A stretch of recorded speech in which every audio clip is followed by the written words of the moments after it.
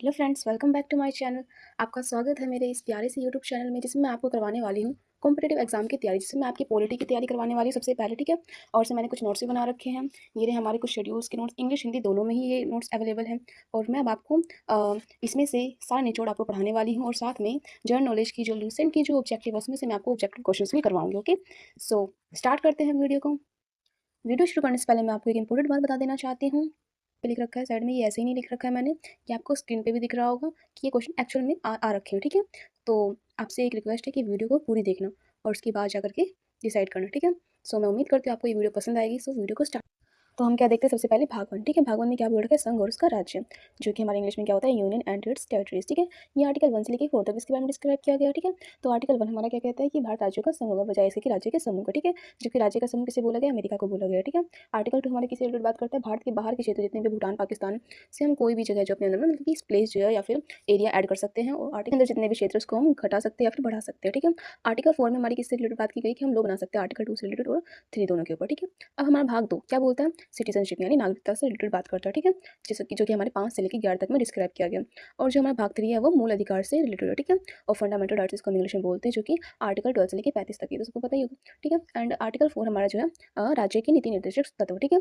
और इसको हम इंग्लिश में क्या बोलते हैं, डीपीएसपी। ठीक है। और ये क्वेश्चन एसएससी के जीडी में 2025 में पूछा गया था। ठीक है। इसका आर्टिकल कहाँ से कहाँ तक है, 36 से लेकर 51 तक है। ओके, तो मेरे साथ साथ साथ रिवाइज करो। ठीक है। भाग 1 में क्या बोल रखा है, संघ और उसका राज्य, आर्टिकल अनुच्छेद 1 से लेके 4 तक है। ठीक है। तो क्या है, फिर से बोलो, union and it's territories from 1 से लेके 4। ठीक है। अब सेकंड नंबर पे क्या बोला हुआ है, क्या नागरिकता। ठीक है। वो 5 से लेके 11 तक बोलो, नागरिकता 5 से लेके 11 तक यानी सिटीजनशिप। ठीक है। और नंबर 3 पे क्या आता है, फंडामेंटल राइट्स यानी मूल अधिकार। क्या आता है, फंडामेंटल राइट्स, जिसमें आर्टिकल 12 से लेके 35 तक की बात करी गई है।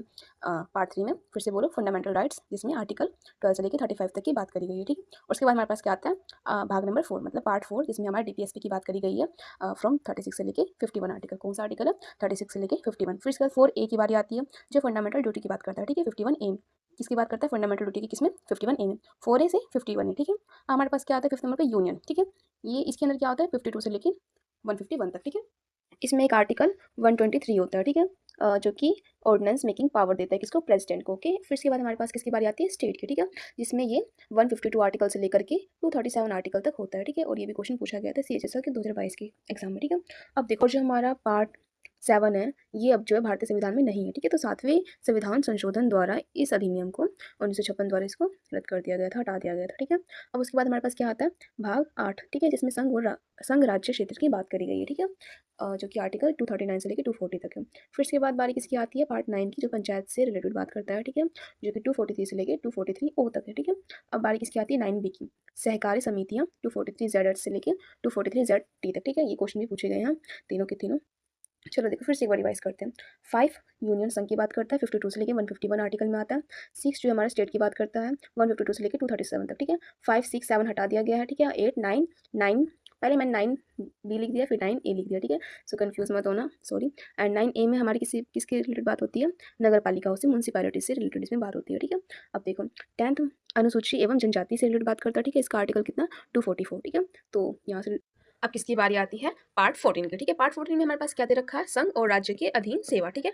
जो आर्टिकल 308 से लेकर 323 तक के बीच की बातें करता है। ठीक है। इसको इंग्लिश में क्या बोलेंगे, services under the union and states. फिर हमारे पास आती है बारी पार्ट 14A की। ठीक है। न्यायाधिकरण की बात करता है ये, आर्टिकल 323 से 323B तक। ठीक है।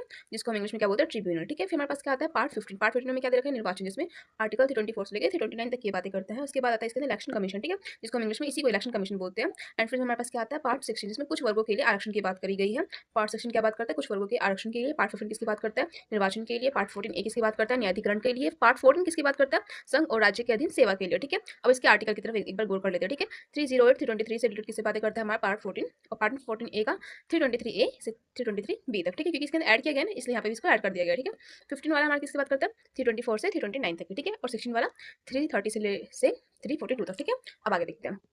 अब बारी किस, अब देखो, जो हमारा पार्ट 17 है वो किससे संबंध में बात करता है, वो करता है राजभाषा, जिसे क्या कहते हैं, ऑफिशियल लैंग्वेज, जो कि हमारा आर्टिकल 343 से लेके 351 तक होता है। पार्ट 18 इमरजेंसी प्रोविजंस, 352 से 360 तक। ठीक है। पार्ट 17 हमारा किससे बात करता है, ऑफिशियल लैंग्वेजेस, 343 से 351 तक। पार्ट 18 इमरजेंसी प्रोविजंस, इमरजेंसी जिसमें इमरजेंसी लागू कर सकते हैं। ठीक है। 352 से 360 तक। ठीक है। जो कि राष्ट्रपति इमरजेंसी लागू करता है इसमें। अब हमारे पास क्या आता है, पार्ट 9। पार्ट 19 में क्या देता है, वो मिसलेनियस। ठीक है।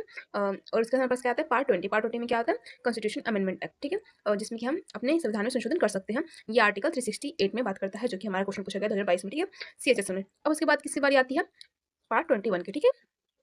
जो पार्ट 21 में क्या होता है, अस्थायी, संक्रमणकालीन और विशेष उपबंध से रिलेटेड बातें करता है, जो कि आर्टिकल 369 से 392 के बीच में इसके बारे में लिखा गया है, ठीक है। पार्ट 22 क्या बताता है, संक्षिप्त शीर्षक, प्रारंभ हिंदी में अनुवाद और संक्षिप्त प्रशिष्ट, ठीक है, जो कि आर्टिकल 393 से 395 के बीच में आता है, ठीक है। अब देखो हमारे पास जो ये ए बी वगैरह इन सबको अगर हम मिला देंगे, जैसे 14A हो गया यहाँ पे, ठीक है, तो हमारे पास कितना होगा, टोटल 25 होगा, बट अगर हम इसको हटा देते हैं तो हमारे पास टोटल 22 होगा, ठीक है। अब हम क्या देखेंगे, अब हम क्या पढ़ेंगे, अब हम पढ़ेंगे अपने शेड्यूल्स, ठीक है। देखो हम किसके बारे में स्टडी करेंगे, शेड्यूल्स के बारे में, ठीक है, और उसकी विशेषताएं। कितने शेड्यूल्स होते हैं टोटल अपने संविधान में, 12। कितने होते हैं, 12, ठीक है। मेरे साथ साथ बोलना। फर्स्ट नंबर पे क्या आता है, राज्य व केंद्र शासित प्रदेश, ठीक है। सेकंड नंबर पे क्या आता है, वेतन भत्ते व पेंशन। थर्ड नंबर पे क्या आता है, शपथ व प्रतिज्ञा। फोर्थ नंबर पे क्या आता है, राज्यसभा सीटों का विभाजन। फिफ्थ नंबर पे क्या आता है, अनुसूचित क्षेत्रों का प्रशासन, ठीक है, अब इंग्लिश में बोलते हैं। फर्स्ट नंबर पे क्या आता है, list of states and union territories, ठीक है, ये दिल्ली पुलिस के कांस्टेबल एग्जाम में पूछ रखा है। और फिर उसके बाद हमारे सेकंड नंबर पे क्या आता है, salary of president, governors, chief justice and others, ठीक है। फिर हमारे थर्ड नंबर पे क्या आता है, oath and affirmation. Fourth number पे हमारे पास क्या आता है, allocate seats for each state India, ठीक है, जितने भी राजस्थान में सीट्स होते हैं उसकी एलोकेशन से रिलेटेड ये बताता है, ठीक है।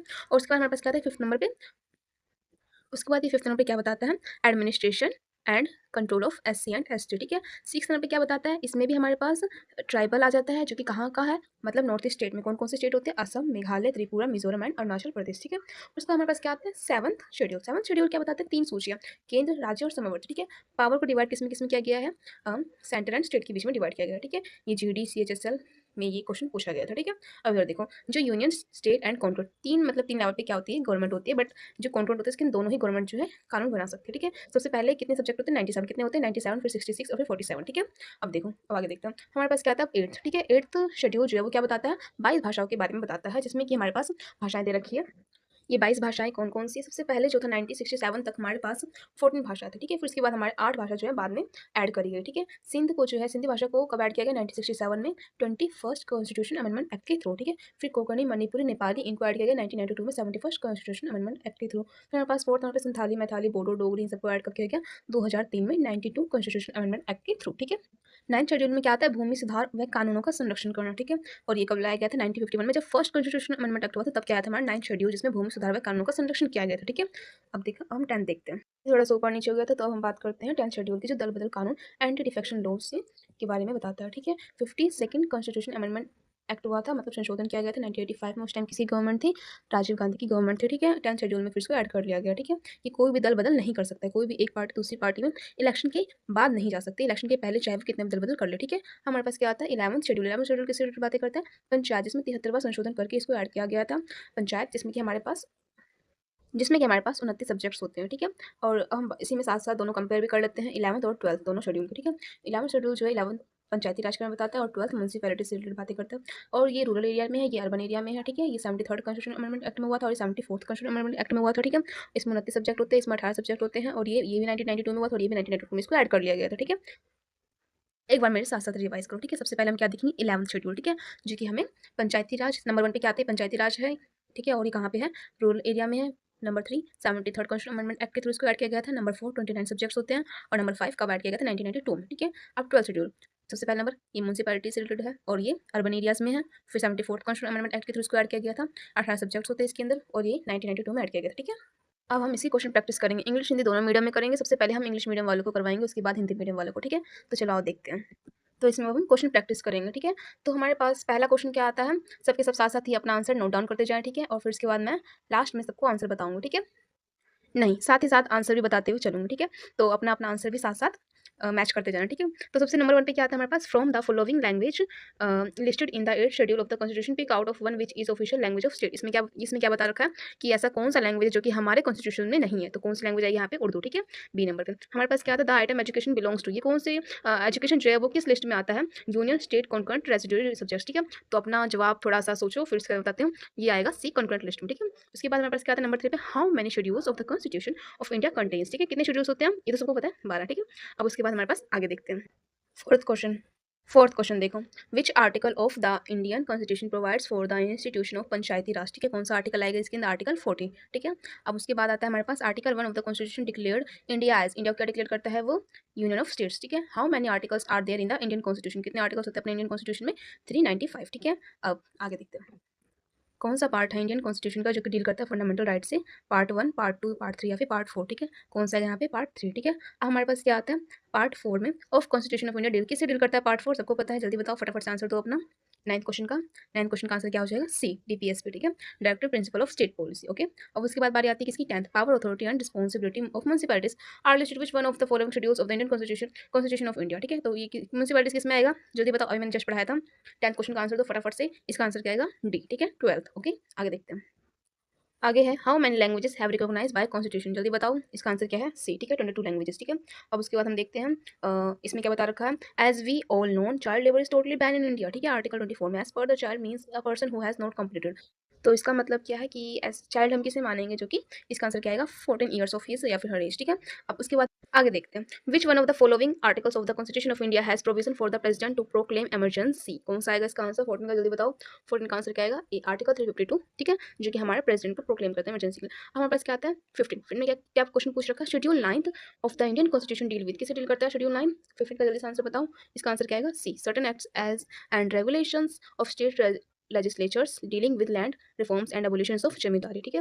क्योंकि पता है ना शेड्यूल 9th किसे डील करता है। फिर अब देखो 16 में हमारे पास क्या पूछ रखा है? Method of constitution amendment is provided, ठीक है? तो इसका आंसर क्या आ जाएगा 16 का?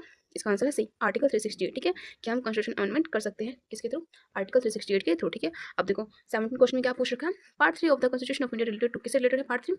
जल्दी बताओ फटाफट से, अभी तो पढ़ा था, फंडामेंटल राइट्स है, ठीक है? तो 17 का क्या आ जाएगा? फंडामेंटल राइट्स, ठीक है? अब आगे देखते हैं 19 क्वेश्चन में क्या पूछ रखा है कि डीपीएसपी जो है हमारा वो कौन से आर्टिकल से रिलेटेड है, ठीक है? 26 से 41 या फिर 30 से 45 या 36 से 51 या फिर 40 से 55, तो हमारे पास आंसर क्या आएगा? सी, ठीक है? अब हमारे पास लास्ट क्वेश्चन है, question number 21, what subject to the article 5 to 11 of the constitution of India deal, किससे डील करता है ये क्वेश्चन आपको कमेंट में बताना है, ठीक है? तो अब हम हिंदी मीडियम की क्वेश्चन प्रैक्टिस करेंगे, ठीक है? तो चलिए शुरू करते हैं। क्वेश्चन नंबर 1 हमारे पास क्या कहता है कि संविधान सभा द्वारा अंतिम रूप से पारित किया गया संविधान में कुल कितने अनुच्छेद अनुसूचियां थी, ठीक है? तो इसका आंसर क्या आएगा? डी, 395, इसके अंदर क्या था? अनुच्छेद, और 8 क्या थे? अनुसूचियां थी, ठीक है? हमारे पास अब सेकंड क्वेश्चन क्या आता है? सेकंड क्वेश्चन में हमसे पूछा गया है वर्तमान समय में भारतीय संविधान में गणना की दृष्टि से कुल कितने अनुच्छेद हैं, ठीक है? तो इसके अंदर कितने अनुच्छेद हैं? भी 470, ठीक है? 470 से भी ज्यादा है, ठीक है? चलो अब हम अगला थर्ड क्वेश्चन देखते हैं। थर्ड क्वेश्चन में क्या पूछ रखा है? किसी व्यक्ति को एक ही अपराध के लिए एक बार से अधिक आयोजित और दंडित नहीं किया जाएगा, यह संरक्षण किस अनुच्छेद के अंतर्गत आता है, ठीक है? तो यह अनुच्छेद किसमें आता है? 20 में, ठीक है? अब नेक्स्ट क्वेश्चन देखते हैं। अब हमारे पास नेक्स्ट क्वेश्चन क्या है? अस्पृश्यता के उन्मूलन से संबंधित अनुच्छेद कौन सा है? तो कौन सा इसके अंदर? अनुच्छेद 17, ठीक है? अब क्वेश्चन नंबर 5, भाषण और व्यक्ति की स्वतंत्रता किस अनुच्छेद में दी गई है, ठीक है? तो इसके अंदर क्या है इसका आंसर? अनुच्छेद 19 में। क्वेश्चन नंबर 6, राष्ट्रपति को अध्यादेश जारी करने की शक्ति किस अनुच्छेद में दी गई है? अनुच्छेद 1 2 3, ठीक है? इसके अंदर राष्ट्रपति का अधिकार पावर देता है। क्वेश्चन नंबर 7, संविधान संशोधन की शक्ति किस अनुच्छेद में वर्णित है? कौन सा अनुच्छेद आएगा इसके अंदर? 368, ठीक है? अब उसके बाद हमारे पास क्या आता है? क्वेश्चन नंबर 8, क्वेश्चन नंबर 8 क्या? मूल अधिकार अनुच्छेद 12 से 35 तक किस भाग में है, ठीक है? तो कौन से भाग में है? मतलब भाग 3 में, ठीक है? नेक्स्ट क्वेश्चन देखते हैं, निजता का अधिकार किस अनुच्छेद में आता है? तो निजता का अधिकार किस अनुच्छेद में आता है? अनुच्छेद हमारा कौन सा आएगा? अनुच्छेद 21 में, ठीक है?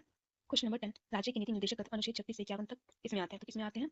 जल्दी बताओ, इसका आंसर क्या हो जाएगा? बी, भाग 4, ठीक है? भाग 3 में हमारे पास क्या आते हैं? फंडामेंटल राइट्स, ठीक है? और भाग 4 ए में हमारे पास क्या आता है? इसमें क्या आता है? फंडामेंटल ड्यूटीज, ठीक? और हमारे पास भाग भाग 5 में क्या आता है? यूनियन, ठीक है? मतलब संघ संघ से संबंधित जितनी शक्तियां होती है वो सारी इसके अंदर दी गई है, ठीक है? और भाग 1 और 2 में क्या आता है वो तो आपको पता ही है। इसमें यूनियन एंड टेरिटरी के बारे में बात की जाती है और उसके अंदर नागरिकता यानी सिटीजनशिप, ठीक है? हमारे पास हम नेक्स्ट देखते हैं। जल्दी से आंसर जो कमेंट करते जाओ कि पहली अनुसूची में क्या शामिल है, तो बताओ इसका आंसर क्या हुआ? राज्य और केंद्र शासित प्रदेश, ठीक है? क्वेश्चन नंबर 7, नौवीं अनुसूची कब जोड़ी गई? तो कब जोड़ी गई नौवीं अनुसूची? जल्दी से बताओ। 1951 में क्या हुआ था? पहला संशोधन हुआ था, ठीक है? जिसमें भूमि सुधार कानूनों की रक्षा के लिए कानून पास किया गया, ओके? अब नेक्स्ट देखते हैं। नेक्स्ट हमारे पास क्या है? क्वेश्चन नंबर 8, 12वीं अनुसूची में कितने विषय हैं? तो कितने विषय हैं? 29, 18, 52 या फिर 22, कितने? इसका आंसर क्या आ जाएगा? ठीक है? 18, ठीक है? चलो अब 9th क्वेश्चन देखते हैं। 8वीं अनुसूची में मूल रूप से कितनी भाषाएं थी? अब यहाँ पे इसने क्वेश्चन क्या पूछा? कितनी भाषाएं थी? ठीक है, हमारे पास कितना आ जाएगा? 14 भाषा, ठीक है? लेकिन बाद में बढ़कर कितने हो गए? 22 हो गए, ठीक है? तो यहाँ से जानबूझ के छुपा रखा है ताकि पहले आप आंसर करें, ठीक है? और उसके बाद हमारे पास क्वेश्चन नंबर 10 देखते हैं। क्वेश्चन नंबर 10 हमारा क्या बताता है? भाषा अनुसूची किससे संबंधित है? किससे संबंधित है? जल्दी बताओ, जल्दी बताओ। ए, बी, सी या फिर डी शपथ से, राज्य सीटों से, असम से या फिर अनुसूचित क्षेत्र या जनजाति से, ठीक है? तो इसका आंसर जो है कमेंट करना, ठीक है? तो थैंक यू सो मच, मिलते हैं अगले वीडियो में। अगर आपको इससे भी ज्यादा अगर आपको क्वेश्चन प्रैक्टिस और करनी है तो आप मुझे बता सकते हो, उसके लिए मैं एक अलग से वीडियो बनाऊंगी, ठीक है?